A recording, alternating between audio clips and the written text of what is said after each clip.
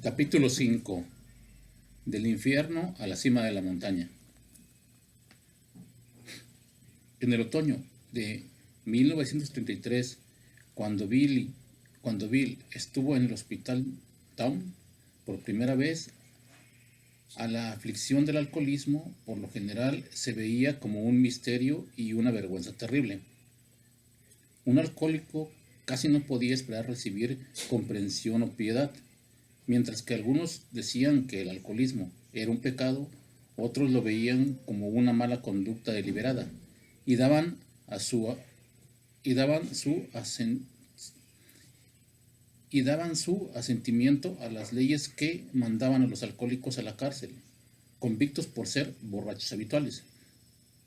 Incluso el país había sufrido a lo largo del experimento dislocador con la prohibición nacional, en un intento de refrenar la borrachera mediante la prohibición del licor. Irónicamente, fue en esos años de la prohibición cuando bebieron más Bill, el Dr. Bob y otros pioneros. Generalmente los expertos están de acuerdo en que probablemente durante la prohibición descendió el consumo de alcohol. No obstante, a causa del enorme contrabando, tráfico ilegal y otras operaciones que fueron respuestas a la prohibición, que fueron... Generalmente, los expertos están de acuerdo que probablemente durante la prohibición descendió el consumo de alcohol. No obstante, a causa del enorme contrabando, tráfico ilegal y otras operaciones que fueron respuestas a la prohibición, al noble experimento se consideró un fracaso. El Hospital Downs en el 293 de Central Park West, ciudad de Nueva York, había sido una instalación elegante y cara para tratar a los alcohólicos en el decenio de 1920. Bill recordó que en esos lugares era uno de los que tenía mejor reputación. También recordaba a su propietario, Charles B. Downs, un hombre alto, perfectamente proporcionado y algo así como un prodigio físico. Irradiaba una vitalidad animal que caía sobre la gente como una tonelada de ladrillos. Tenía una gran fe en la gimnasia, pasándose alrededor de 2 horas diarias en el Club Atlético de Nueva York. Cuando Bill escribió al Downs como un hospital de renombre nacional para la rehabilitación mental y física de los alcohólicos, no estaba exagerando, aunque algún otro que lo recordó lo describió simplemente como un lugar donde a los alcohólicos se les purgaba y los ponían tontos. Probablemente la purga era el efecto de dosis liberales de aceite de ricino que le daban a los pacientes, junto con belladona.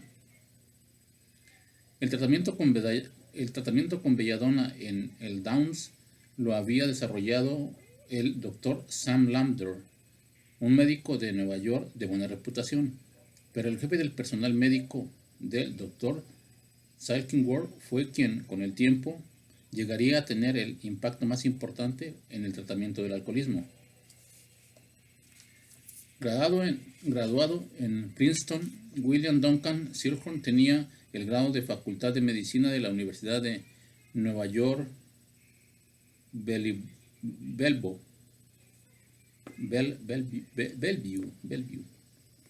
Silhorn se convirtió en un especialista en neurología, dominio que algunas veces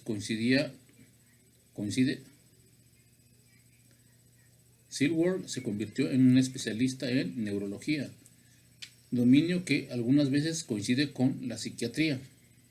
Cuando practicaba la medicina por su cuenta, adquirió una pequeña competencia en la década de los 20 y la invirtió en la suscripción de unas acciones para un nuevo hospital privado. A esta inversión acompañaba la promesa de un puesto excelente en el personal, pero todo, incluidos sus ahorros, lo arrastró al colapso del 29. En la desesperación hizo contacto con el Hospital Downs. La paga era exigua, creo que algo así como $20 a la semana y el hospedaje. Explicó Bill, por la llegada de Silver al Hospital Downs fue un momento decisivo en la vida del doctor. Me contó cómo al ver el triste naufragio que flotaba por todo el lugar, había intentado hacer algo al respecto. Aún ante mí, admitió la gran desesperanza de la situación de los que iban y sufrían esa calamidad. Pero había ciertos casos que mostraban la esperanza de recuperarse y Silver se entusiasmó cuando le habló a Bill de ellos. El pequeño doctor había olvidado todo lo referente a la fama y la fortuna. ¿Qué podía hacer respecto al alcoholismo? Era la cuestión. Todos esos millones, con ese mal misterioso de la mente, la conciencia y el cuerpo. Cuando llegó Bill, el doctor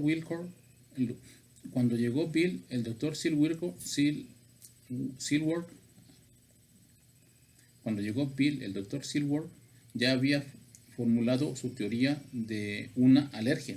Posteriormente, en 1937, en el artículo en Medical Record, el alcoholismo como la manifestación de una alergia, comparó el estado alérgico del alcoholismo a la condición de un paciente de la fiebre del heno, que gradualmente se sensibiliza más a ciertos tipos de polen. El Dr. Silver describió su teoría como sigue. Creemos que la acción del alcohol sobre el alcohólico crónico es la manifestación de una alergia, que el fenómeno obsesivo se limita a esta clase y nunca acontece en el bebedor moderado común. Estos tipos alérgicos nunca pueden utilizar sin correr riesgos el alcohol en cualquier forma en lo absoluto, y una vez que han formado el hábito y se dan cuenta de que no pueden romperlo, una vez que han perdido la confianza en sí mismos y en los seres humanos, sus problemas se acumulan y se vuelven asombrosamente difíciles de resolver. Embelesado, Bill escuchaba a Silver conforme explicaba su teoría. Por primera vez en su vida, Bill estaba oyendo hablar del alcoholismo, no como una falta de fuerza de voluntad, ni como un defecto moral, sino como una enfermedad legítima. La teoría del Dr. Silver, singular en su tiempo, consistía en que el alcoholismo era la combinación de esta misteriosa alergia física y la compulsión por beber, que el alcoholismo no podía ser derrotado por fuerza de voluntad como tampoco lo podía hacer la tuberculosis. El alivio de Bill fue inmenso. No solo fue la poco común teoría del doctor lo que impresionó a Bill, sino también su evidente amor a la gente, su manera especial de interesarse. Durante toda su vida, el doctor iba a hablar con 50,000 casos, pero ninguno de ellos era un caso. Todos eran seres humanos. Cada uno de ellos era algo muy especial e instantáneamente lo percibí. Tenía una manera de hacerme sentir que mi recuperación significaba todo para él, que le importaba mucho. Este hombre no era un gran doctor en medicina, sino un muy gran ser humano. Ahora, al fin Bill estaba seguro de que había encontrado la respuesta a su problema de bebida. Cuando salí del Hospital Down, era un hombre nuevo. Nunca olvidaré ese primer valor y alegría que surgieron de mí cuando abrí la puerta del 182 de Clinton Street en Brooklyn.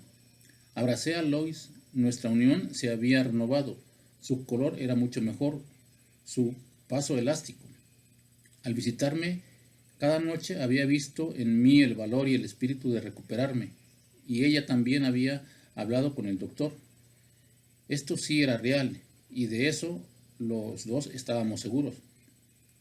A causa de que ahora comprendía lo que sucedía, de que ahora sabía que era un alcohólico y que no podía tomar un trago sin correr riesgo, Bill creyó que había encontrado su salvación.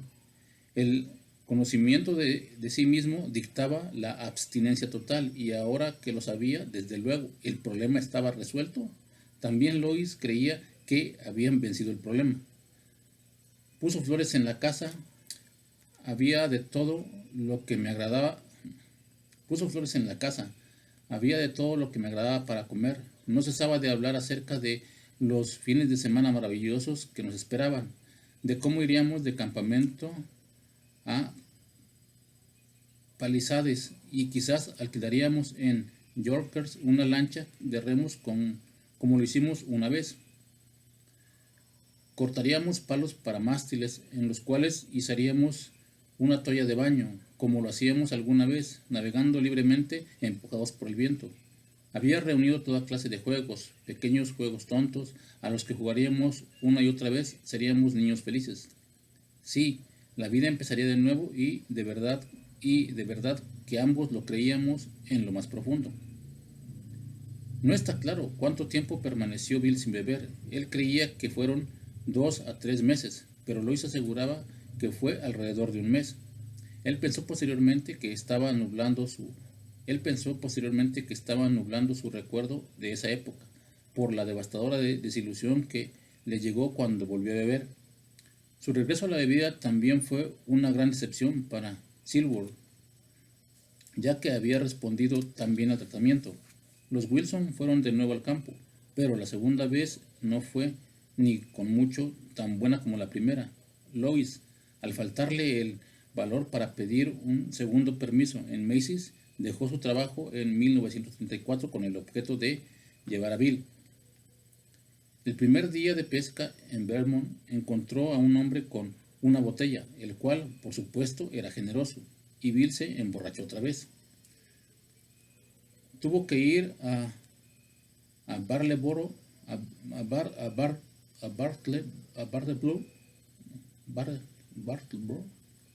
tuvo que ir a Bartleboro para que le arreglaran los dientes, y como no tenía coche, tomó el del correo, que era la única alternativa de transporte.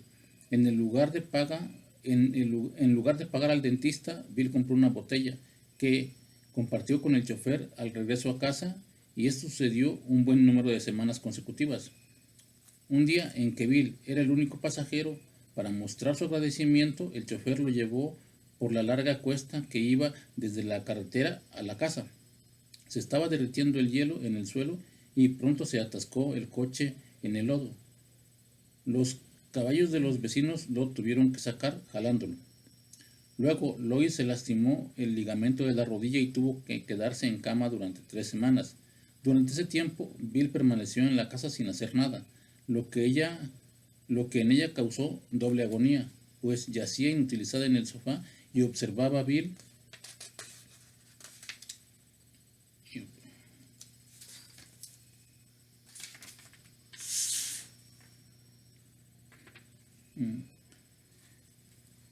Luego Lois se lastimó un ligamento de la rodilla y tuvo que quedarse en cama durante 3 semanas. Durante ese tiempo Bill permaneció en casa sin hacer nada, lo que a ella causó doble agonía, pues yacía inutilizada en el sofá y observaba a Bill, medio borracho, llevando una lámpara de queroseno encendida, inclinándose a uno y a otro lado, subiéndose por la empinada escalera abajo del techo. Un paso en falso y la casa empezaría a incendiarse. Cuando arreglaron los dientes a Bill, dejó de ir a Bartleboro y por tanto de beber licor. Después de eso permaneció sin beber y llegó a ser buena compañía. El resto de su estancia fue un éxito. Escribió varios artículos sobre finanzas y economía, pero característicamente nunca los mandó a editor alguno. Cuando llegó el verano y ambos se sintieron más fuertes, decidieron regresar a la ciudad. También tenía que ganar algún dinero. Lois describió las consecuencias de su regreso poco después de la llegada a Clinton Street. Mi esposo, que había sido mi diaria compañía en Vermont, se volvió un borracho embrutecido por el licor que no se atrevía a dejar la casa por medio a que lo agarraran los encapuchados de Brooklyn o la policía. Bill terminó en Downs por segunda vez, pero al dejarlo en absoluto tenía la confianza en sí mismo de que había seguido a su primera salida. Ahora se daba cuenta de que nada podía evitar lo que más tarde llamaría la locura insidiosa de tomar el primer trago. El terror, el odio a sí mismo y los pensamientos suicidas se convirtieron en su constante compañía. En un estado de tortura continua, física y emocional, Bill estaba loco a causa del alcoholismo. La muerte le parecía el único escape de su agonía. Una y otra vez pensaba en el suicidio, por veneno saltando por la ventana. Las narraciones diferentes respecto a si fue Lois o él quien arrastró el colchón escaleras abajo, de manera que pudiera dormir en donde no hubiera una ventana con las del piso superior que lo tentara saltar. Haría un esfuerzo inmenso por lograr dejar de beber, que trabajaba cruda tras cruda, solo para durar 4 o 5 días, o quizás 1 o 2. Durante las horas de la noche me llenaba de horror, porque cosas como culebras plegaban la oscuridad y algunas veces en el día danzaban imágenes misteriosas en la pared. Lois me cuidaba durante las crudas. A mediados del verano de 1934 estaba de regreso en Downs. Creo que en esta ocasión mi cuñado, Leonard Strong, me ayudó de manera especial, dijo Bill. Me pasé 3 o 4 días recuperando alguna apariencia de mis dificultades. Luego se estableció la depresión. Una noche caliente del verano, Lois llegó a verme y después habló con el doctor. En el piso de abajo empezó a hacerle las preguntas que las esposas de los alcohólicos se plantean con el tiempo. ¿Qué tan malo es esto? ¿Por qué no puede detenerse?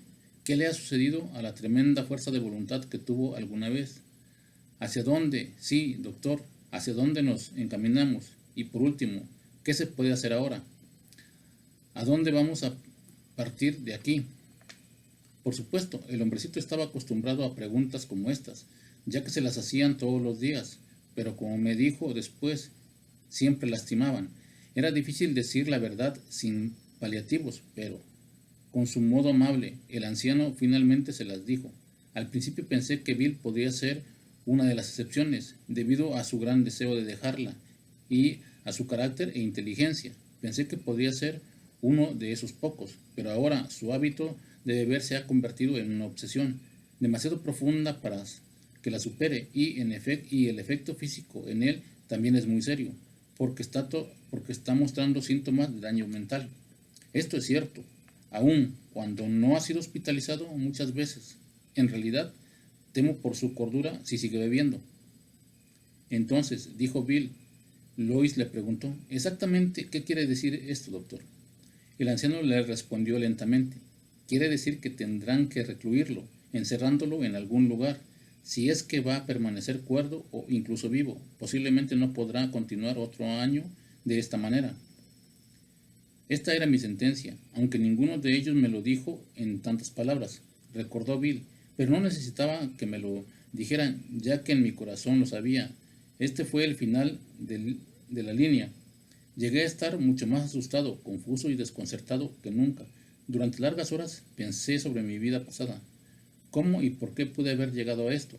Excepto por mi manera de beber, Lois y yo habíamos tenido juntos una vida maravillosa. Toda mi carrera había estado llena de emociones e intereses.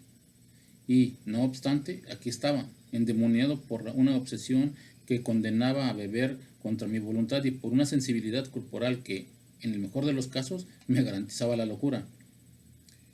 Esta vez dejé el hospital realmente invadido por el terror. Evité tomar teniendo un extenso cuidado de buscar sugerencias, de repasar una y otra vez los consejos y la información que me dio el Dr. Silver. Gradualmente, las semanas se volvieron meses. Poco a poco cobré el ánimo. Incluso fui a Wall Street y conseguí hacer unos tratos de poca importancia que llevaron a casa algún dinero, y se empezó a restaurar la muy destrozada confianza que tenía en mí uno de los 2 amigos que tenía ahí. Las cosas se veían mucho mejor. mucho mejor. Bill iba a tener una última y gran batalla contra la bebida, que sería una batalla sangrienta, pulverizante. Empezó el día del armisticio. El miedo se iba volviendo más intenso y no me tenía que esforzar mucho para resistir. Empecé a hablar a la gente acerca del alcoholismo y cuando me ofrecían un trago les daba la información como defensa y también como justificación de mi conducta anterior. La confianza iba aumentando. Transcurría el día del armisticio en 1934. Lois tenía que ir a la tienda del departamento en Brooklyn donde trabajaba. Pensé en ir a jugar golf. No lo había jugado desde hacía mucho. La cartera de la familia tenía poco dinero, así que sugerí a Lois que yo podría ir a Staten Island, en donde había un campo de golf público. No pude ocultar todo su recelo, pero se las arregló para decir alegremente: claro, por favor, será maravilloso. Pronto crucé el río en el transbordador y me encontré sentado en el autobús, al lado de un enorme hombre con un rifle para tirar a blancos volátiles. Eso me trajo el recuerdo de aquel Remington de un solo cartucho que me regaló mi abuelo cuando tenía 11 años y empezamos a hablar de la tirada. Repentinamente chocó con el nuestro un autobús que venía detrás. El impacto no fue grande, no hubo mucho daño. Mi amigo y yo nos bajamos del pavimento a esperar el próximo. Todavía estábamos hablando de las armas de tiro cuando nos dimos cuenta de algo que se parecía a las tabernas clandestinas. Me dijo: ¿qué tal un traguito? Respondí: excelente, vamos. Entramos al lugar y ordenó un escocés. Sin forzarme, ordené un ginger ale. ¿No bebes?, me dijo. No, le respondí. Soy una de esas personas que no puede manejarlo. Y luego hablé largamente de la alegría y la obsesión. Entre otras cosas, le conté... Ay.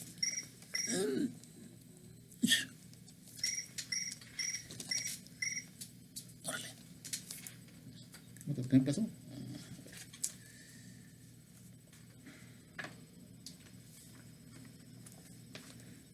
Aquí. Repentinamente chocó con el nuestro un autobús que venía detrás. El impacto no fue grande, no hubo mucho daño, y mi amigo y yo nos bajamos al pavimento a esperar el próximo. Todavía estábamos hablando de las armas de tiro cuando nos dimos cuenta de algo que se parecía a las tabernas clandestinas. Me dijo: ¿qué tal un traguito? Respondí: excelente, vamos. Entramos al lugar y ordenó un escocés. Sin forzarme, ordené un ginger ale. ¿No bebes?, me dijo. No, le respondí. Soy una de esas personas que no puede manejarlo. Y luego hablé largamente de la alegría y la obsesión. Entre otras cosas, le conté acerca de la época terrible que pasé con el licor y cómo había terminado con él para siempre. Con mucho cuidado le expliqué toda la enfermedad. Pronto estuvimos sentados en otro autobús que nos bajó enfrente de una taberna del campo. Ya muy adentro de la isla, yo iba al cercano campo de golf y él iba a tomar otro autobús hacia el campo de tiro. Pero era mediodía, así que dijo: entremos y comamos un sándwich. Además, me agrada tomar un trago. Nos sentamos en la barra. Como ya he dicho, era el día de armisticio y el lugar estaba repleto. Al igual que los clientes llenaban la sala, el lugar y estaba repleto. Al igual que los clientes llenaba la sala y el murmullo familiar de un gentío que está bebiendo. Mi amigo y yo continuamos la plática, todavía sobre el asunto del tiro. Sándwiches y ginger ale para mí, sándwiches y otro trago para él. Ya casi estábamos dispuestos a irnos cuando mi mente se regresó al día del armisticio en Francia, a todo el éxtasis de aquellas horas. Recordé cómo había sido todo el pueblo. Ya no oía lo que decía mi amigo. De pronto el cantinero, un irlandés voluminoso y rubicundo, se puso frente a nosotros con aspecto radiante. En cada mano tenía un trago. Tomé una por cuenta de la casa Tomen una por cuenta de casa, muchachos, gritó. Es el día del armisticio. Sin dudar un instante, tomé el vaso de licor y lo bebí. Mi amigo me miró horrorizado. Dios mío, ¿es posible que te puedas tomar un trago después de todo lo que acabas de decirme? Debes estar loco. Y mi única respuesta fue, sí, lo estoy. A la mañana siguiente, alrededor de las 5, Lois me encontró inconsciente en el vestíbulo del 182 de Clinton Street. Me había caído contra la puerta y estaba sangrando mucho de una herida profunda del cuero cabelludo. En mi mano todavía aferraba el asa de la bolsa de palos de golf. Cuando recuperé la conciencia, no se dijo gran cosa. En realidad no había nada que decir. Ambos tocamos fondo más abajo de todos los tiempos. Después del fiasco del día del armisticio, Bill se metió sin esperanza ni ánimo en una especie de borrachera continua, sin fondo. Ya no hacía ningún intento por salir de la casa, excepto para reponer sus existencias. Pasaba el tiempo escribiendo cartas insultantes o sarcásticas a personas importantes cuyas políticas desaprobaban. Los políticos eran sus blancos favoritos, en particular el presidente Roosevelt.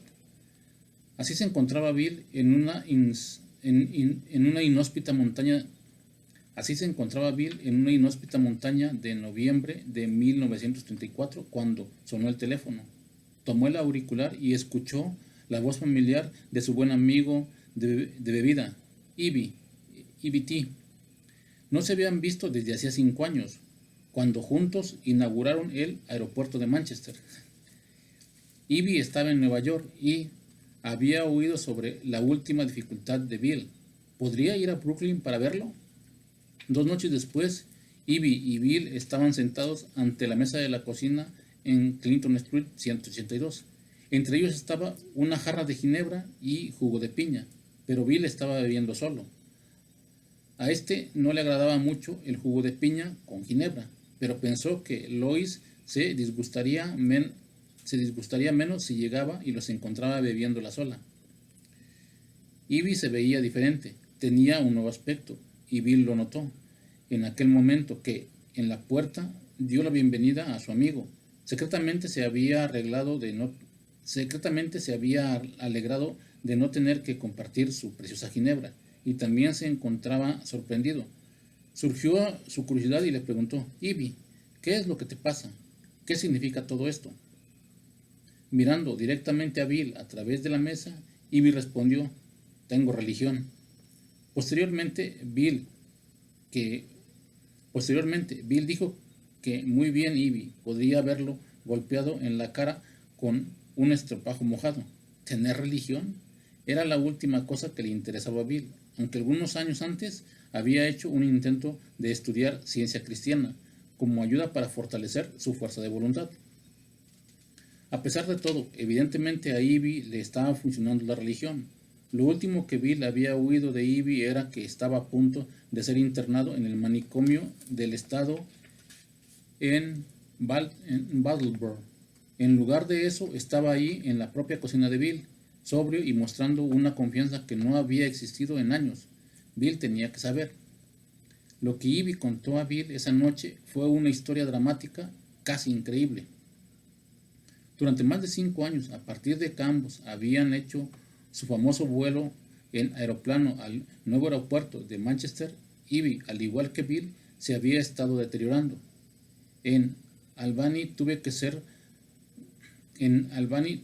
reprendido varias veces por las autoridades locales por beber demasiado. Mi hermano era un hombre prominente en la ciudad y no le estaba haciendo ningún bien, así que en otoño de 1932 salí de Manchester y viví en la posada de Battlekill Inn aproximadamente durante 2 años. Y por supuesto, ahí la bebida siguió aumentando de la misma manera. El propietario de la posada estaba preocupado por Ivy.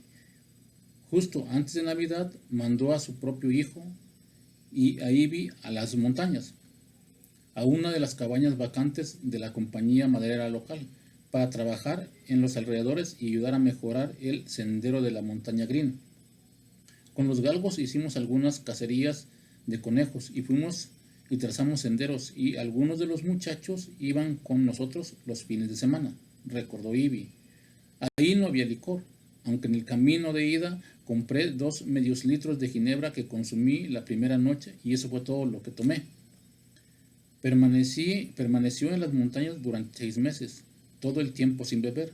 Al regresar a Manchester, continuó sin beber durante otros 2 o 3 meses.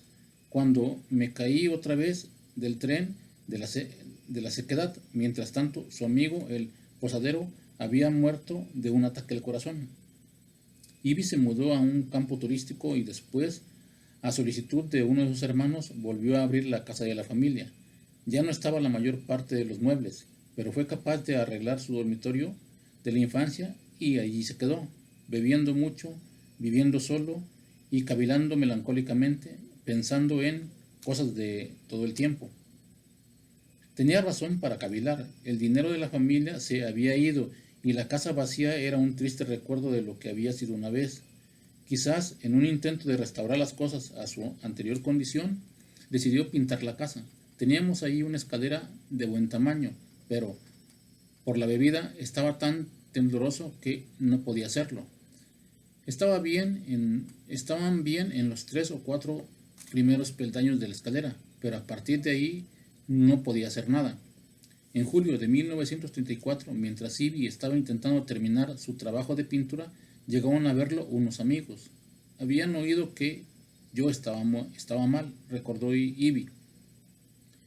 Ya había tenido roces con la ley un par de veces y en cada ocasión me habían multado con $5. Se me dijo que si se me volvía a arrestar podría irme mal, 6 meses en la prisión de Windsor. 2 de los visitantes de Ivy, Sheep y Zebra, alguna vez habían bebido mucho con Ivy, pero ahora dijeron que habían ido corriendo al grupo Oxford y oído ahí algunas cosas muy sensatas basadas en la vida de Cristo, de los tiempos bíblicos, expresó Ivy.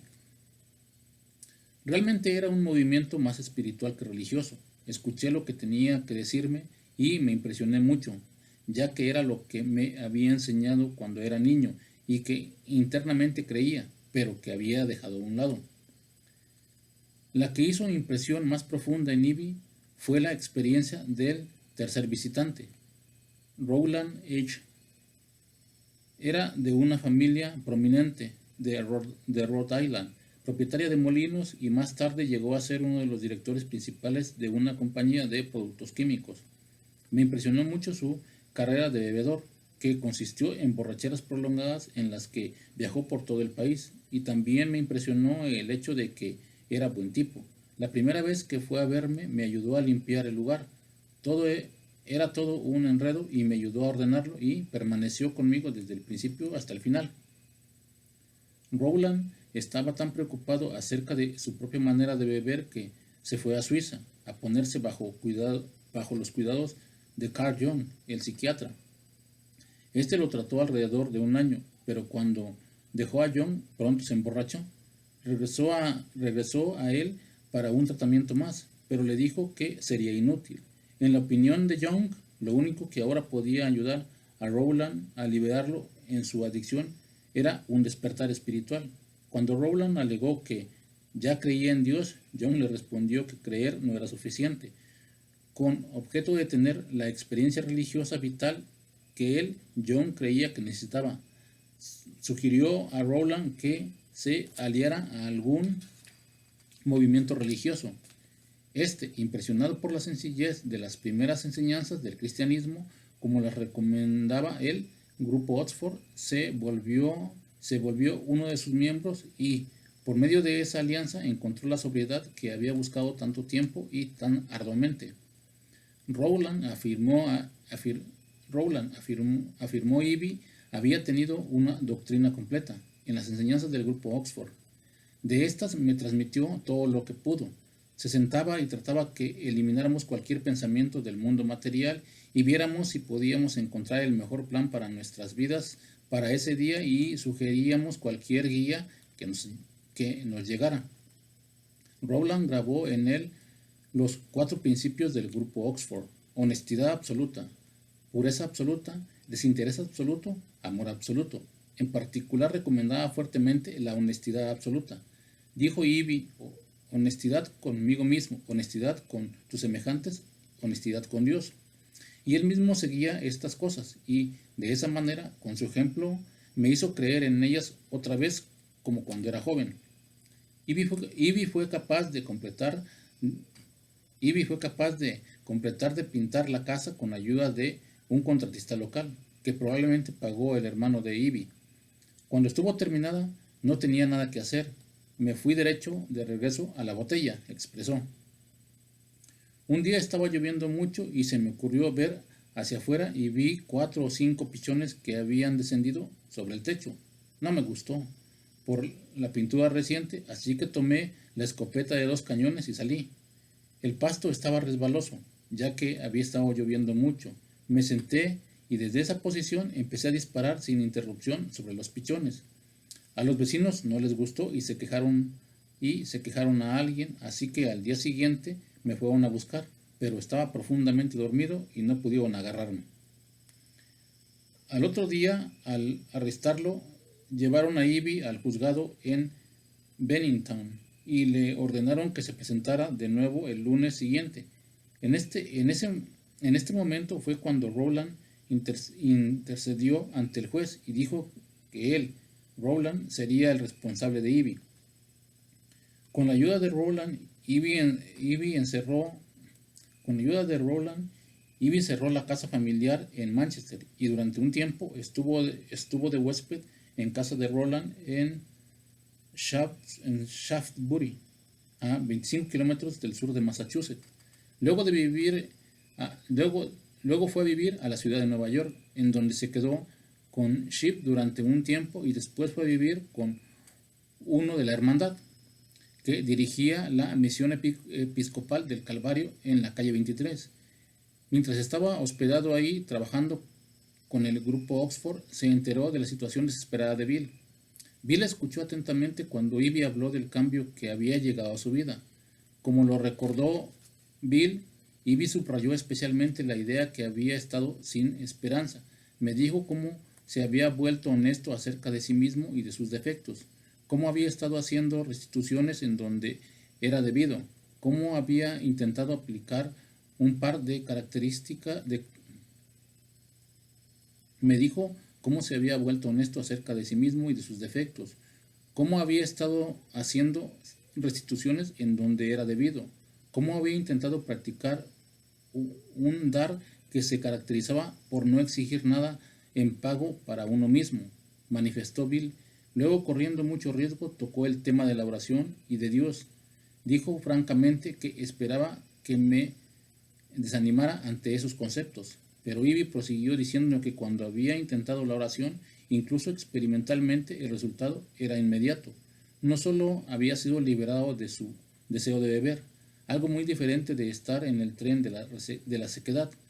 Había encontrado paz mental y una felicidad de una clase que desde hacía años no experimentaba. Ivy había narrado su sencilla historia, sin una pizca de evangelismo. Aunque Bill continuó bebiendo, la visita de Ivy ocasionó que cambiara. Ivy narró su sencilla historia sin una pizca de evangelismo. Aunque Bill continuó bebiendo, la visita de Ivy ocasionó que algo cambiara dentro de él. Lo bueno de lo que había dicho se adhirió a mí también, que a partir de ahí, en ningún momento que estuve despierto pude apartar mi mente a ese hombre y su mensaje, recordó. Pronto estuvo hablando con Lois acerca de la visita de Ivy, al llegar ella a casa después del trabajo. Conforme pasaron los días, Bill continuó bebiendo y se trabó en un diálogo interior consigo mismo. Admitió que para él tenía sentido un inventario despiadado, sin importar lo difícil que pudiera ser esa honestidad, pero la plática de Ivy sobre Dios contradecía todo lo que Bill creía. Recordó los momentos de gran intensidad espiritual. Uno de ellos era la experiencia en la Catedral de Winchester, pero no podía aceptar lo que enseñaban las organizaciones religiosas del mundo. El único hecho que no podía negar y al que no podía escapar era que Ivy estaba sobrio, mientras que él, Bill, estaba borracho. Ivy regresó pocos días después y trajo con él a Shipsy. Un miembro activo del grupo de Oxford, le entregó a Bill un mensaje sin rodeos. Me dio del grupo Oxford agresivamente y con toda la fuerza que él tenía, y esto no me gustó en absoluto. Cuando se fueron, tomé la botella y de verdad la desquité, expresó Bill. Secretamente se preguntaba qué tan bebedor había sido él en realidad Shipp. Para Bill, el momento de decisión llegó una tarde a principios de diciembre. En un estado de ánimo sensiblero que lastimaba por sí mismo, decidió hacer su propia investigación de la misión de Ivy en la calle 23. Salió del metro lejos de la misión y en su camino hacia ella tuvo que pasar frente a varios bares. Así que hizo varias paradas y a la caída de la noche estaba bebiendo con un finlandés llamado Alec. Dijo que en su país había sido fabricante de barcos y también pescador, recordó Bill. De alguna manera la palabra pescador me volvió a la realidad y recordé la misión, ya que ahí encontraría pescadores de hombres. Pareció ser una idea maravillosa. El destino de Bill era la calle 23, 246, cerca de la esquina noroeste de la Segunda Avenida. Era la misión de rescate dirigida por la Iglesia del Calvario de Sam Shoemaker en la Cuarta Avenida, llamada ahora Park Avenue South, y la calle 21 Este, cerca de Gramercy Park.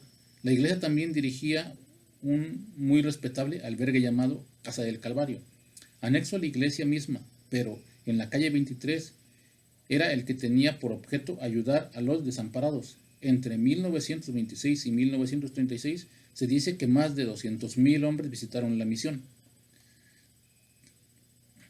Los hombres sin hogar que se albergaban y alimentaban ahí se llamaban a sí mismos la hermandad, el término que Ivy había empleado. Billy D., un miembro de la hermandad que era auxiliar del superintendente de la misión, recordó la visita de Bill. El día que Bill Wilson llamó a la misión del Calvario, Spohn Costello estaba en la cocina y más o menos era responsable, ya que yo estuve fuera toda la tarde.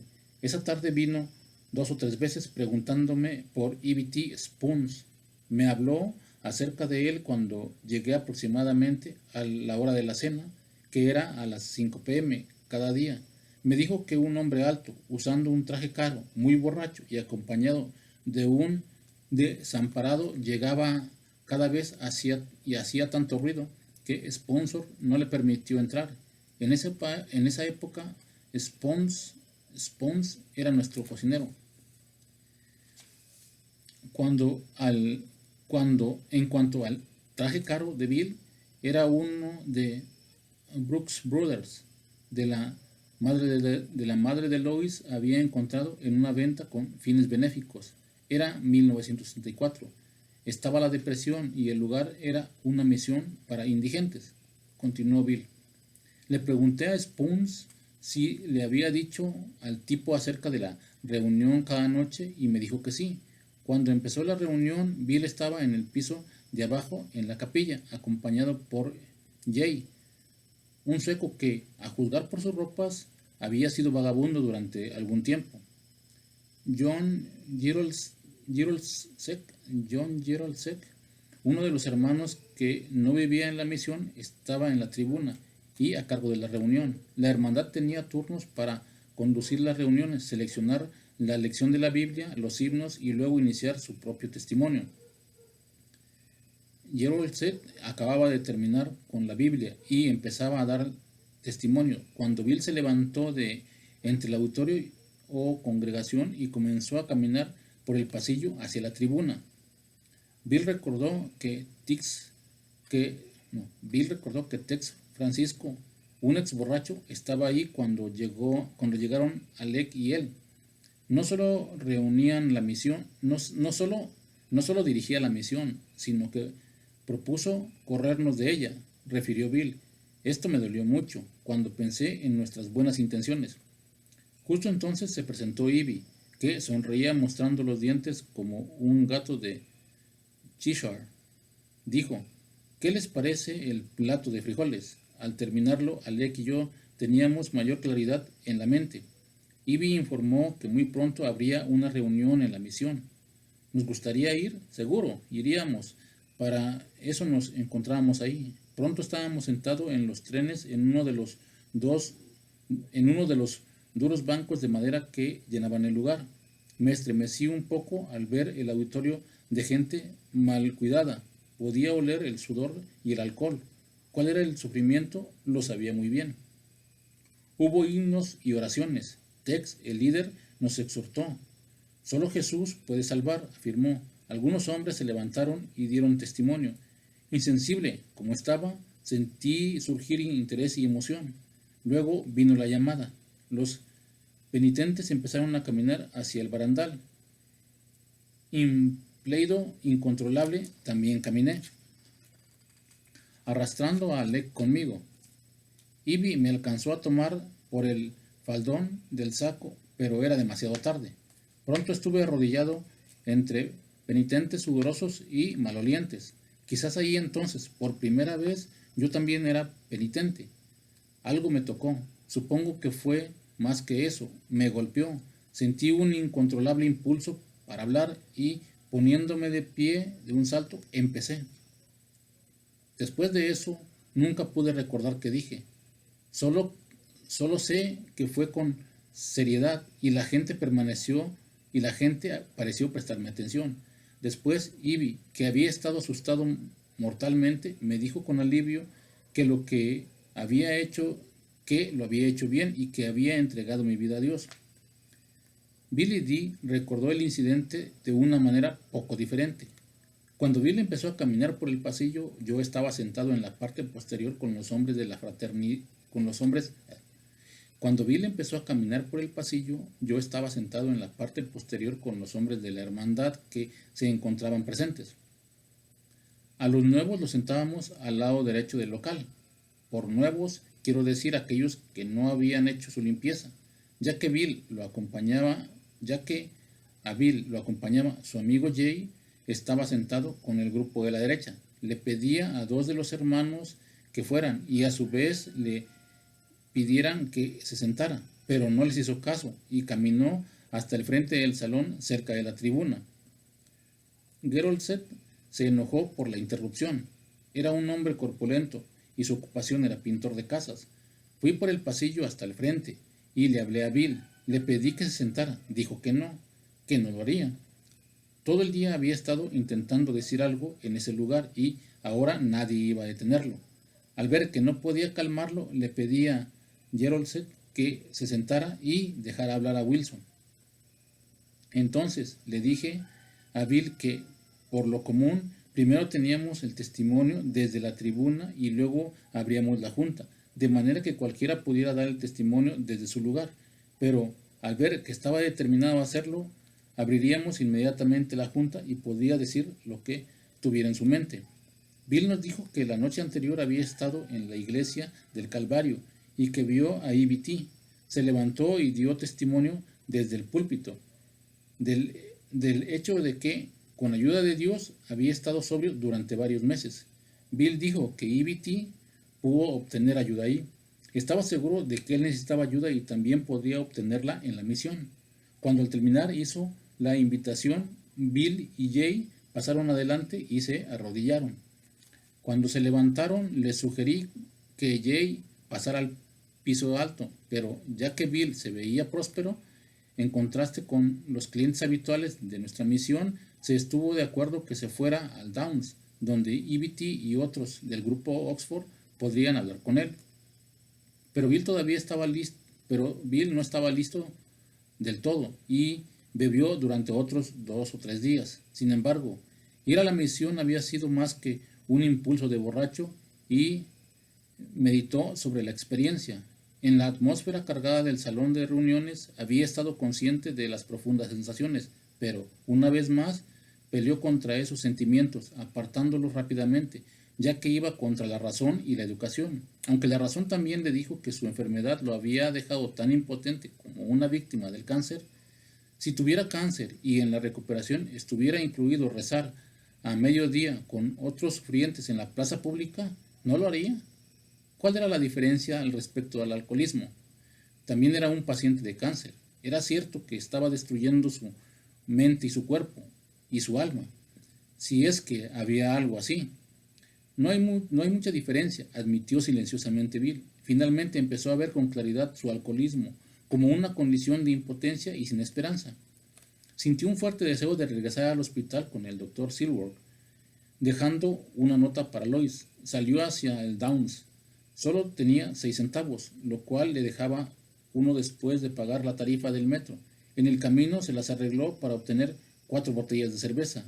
En la tienda de comestibles en la que tenía algún crédito, cuando llegó al hospital, se había terminado 3 de ellas. El doctor Silver lo encontró en el vestíbulo.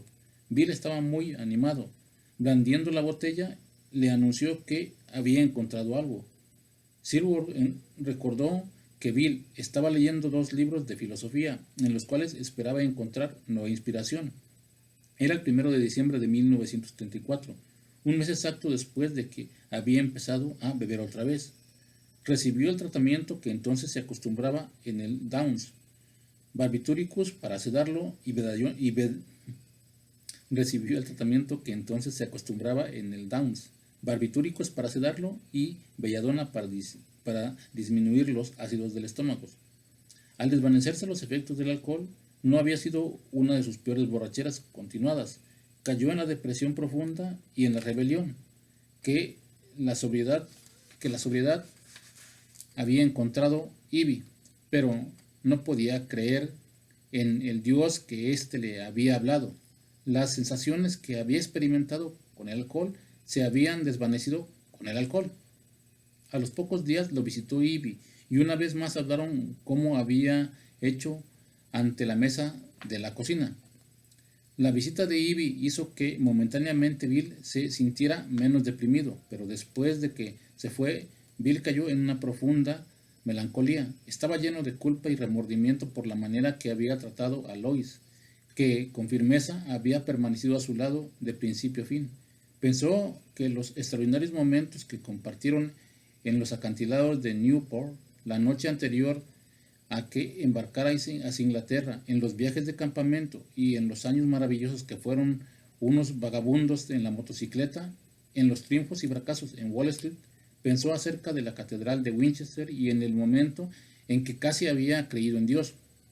Ahora, Lois y él estaban esperando el final. Ahora, no quedaba nada por delante, más que muerte y locura.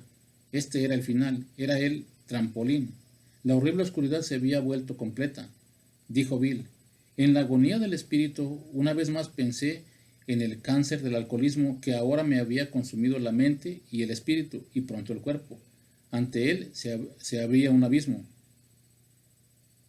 En su impotencia y desesperación, Bill gritó: haré cualquier cosa en absoluto. Había alcanzado el punto de desinfle total, extremo, un estado de rendición completa, absoluta.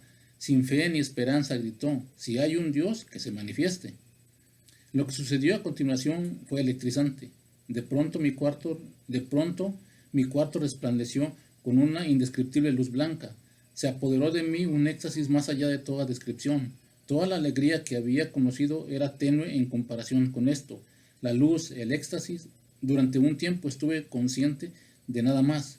Luego, visto con mis ojos de la mente, estaba ahí una montaña y yo estaba de pie en su cumbre, en donde soplaba gran viento, que no era aire, sino espíritu, con una fuerza grande y pura, soplaba a través de mí. Entonces llegó el pensamiento resplandeciente: eres un hombre libre. No sé en absoluto cuánto tiempo permanecí en este estado, pero por último la luz y el éxtasis descendieron gradualmente y de nuevo vi la pared de mi cuarto. Al estar más calmado me embargó una gran paz, acompañada de una sensación difícil de describir. Llegué a estar gradualmente consciente de una presencia que parecía un verdadero mar de espíritu vivo. Reposé en las playas de un mundo nuevo. Esto, pensé, debe ser la gran realidad, el Dios de los predicadores. Saboreando mi nuevo estado, permanecí en él durante largo tiempo. Parecía que estaba poseído por el absoluto y se profundizó la curiosa convicción de que, sin importar qué tan equivocadas parecieran estar las cosas, no había ninguna duda de la realidad fundamental del universo de Dios. Por primera vez sentí que realmente permanecía, supe que era amado y a su vez podía amar. Agradecí a mi Dios que se había dado, Agradecí a mi Dios que me había dado un vislumbre de su yo absoluto. Incluso, aunque era un peregrino en un camino incierto, no necesitaba preocuparme más, porque había vislumbrado el gran más allá. Bill Wilson acababa de cumplir 39 años y todavía tenía la mitad de su vida por delante. Siempre dijo que después de esa experiencia nunca volvió a dudar de la existencia de Dios. Nunca tomó otro trago más.